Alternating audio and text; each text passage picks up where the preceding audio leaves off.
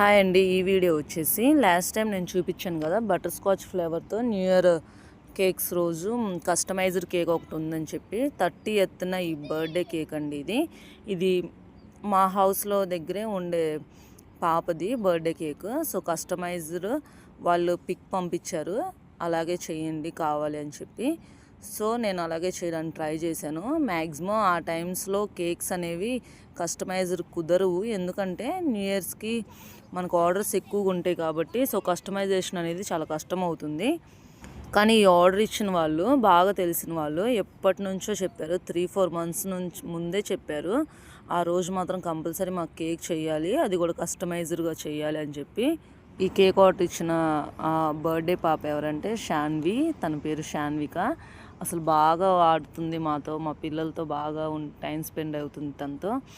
So తన కోసం అని చెప్పి అన్ని ఆర్డర్స్ ఉన్నా సరే దాంతోపాటు ఈ కేక్ అనేది చేయడం జరిగింది.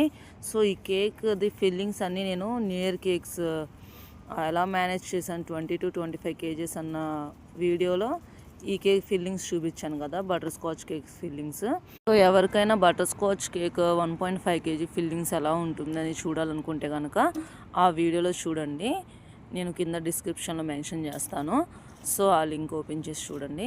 అయితే అది క్రమ్ కోట్ చేసి ఫ్రిడ్జ్లో సెట్ చేసిన తర్వాత మళ్ళీ నేను వాళ్ళకి ఈవినింగ్ బర్త్డే కేక్ కట్ చేసేది 7:30 ఆ టైంలో చేస్తానంటే, ఇంకా 7కి 7:15కి ఆ టైంలో కేక్ తీసుకుని ఐసింగ్ చేయడం మొదలుపెట్టాను. ఆల్రెడీ దీనికి ముందు నేను నార్మల్ కేక్స్ ఆర్డర్స్ ఉన్నాయి కదా, అవి చేస్తున్నాను.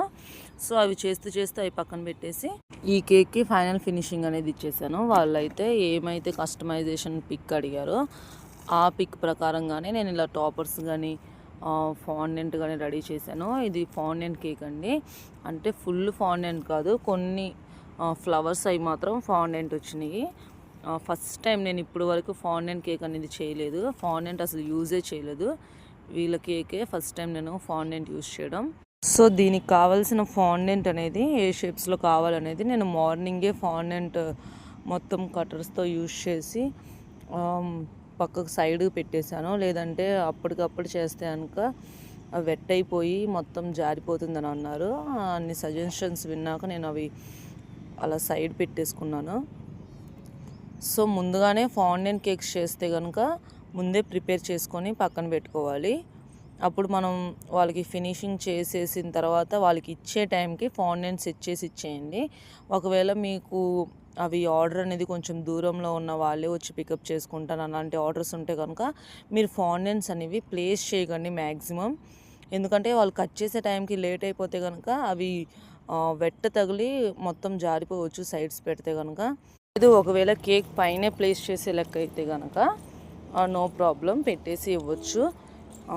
కాదు కొన్నిసార్లు సైడ్స్ కూడా ఉంటాయి కదా, అలాంటి సిచ్యువేషన్ ఉన్నప్పుడు మీరు అవాయిడ్ చేయండి. ఏదైనా బాక్స్లో ప్యాక్ చేసి చక్కగా హైజీన్గా ఉండేటట్టుగా ప్యాక్ చేసి ఇచ్చేయండి. అండ్ మీ చేతులు కూడా మ్యాక్సిమం గ్లౌజెస్ వేసుకొని ఫాండెంట్ అనేది పెట్టండి. అండ్ ఫాండెంట్ చేసేటప్పుడు కూడా గ్లౌజెస్ వేసుకొని చేయండి, ఎందుకంటే అవి ఈటబుల్ కదా, పడేసేది కాదు కాబట్టి కొంచెం హైజీన్గా ఉండాలంటే ఖచ్చితంగా గ్లౌజెస్ వేసుకోండి. వితౌట్ గ్లౌజెస్ అయితే కనుక ఫాండెంట్ని యూజ్ చేయకండి. ఈ వీడియోలో ఫుల్గా నేను ఫినిషింగ్ అనేది ఎలా ఇచ్చాను అండ్ ఫైనల్ ఫినిషింగ్ ఎలా వచ్చిందని చెప్పి మొత్తం వీడియో అంతా పోస్ట్ చేశాను. సో మీరు కనుక బిగినర్స్ అయితే కనుక బేకింగ్లో మ్యాక్సిమం ట్రై టు మొత్తం చూడండి, వీడియో అంతా చూడండి, ఫినిషింగ్ ఎలా ఇచ్చాను అనేది అప్పుడు మీకు అర్థమవుతుంది క్లీన్ అండ్ నీట్ ఫినిషింగ్ ఎలా రావాలనేది. Grace cakes and bakes with frustrating రెసిపీస్లో బేకింగ్ వీడియోస్, దాంతోపాటు ఎంతో ఫ్రస్ట్రేటింగ్గా మనకి అనిపించేది ఏముందండి, అందరికీ వంటగదే కదా, దానికి సంబంధించిన ఫ్రస్ట్రేటింగ్ రిలీఫ్ చేసే రెసిపీస్ చాలా ఉంటాయి. సో మీరు కనుక కొత్తగా నా ఛానల్ని చూస్తున్నట్లయితే కనుక ఈ వీడియోస్ మీకు యూజ్ అవుతేనే సబ్స్క్రైబ్ చేసుకోండి. సో ఇక్కడ నుంచి వాయిస్ ఓవర్ అనేది ఉండదండి, మ్యూజిక్ యాడ్ చేసేస్తాను. సో ఫైనల్ వరకు చూసేయండి. Thank you for watching.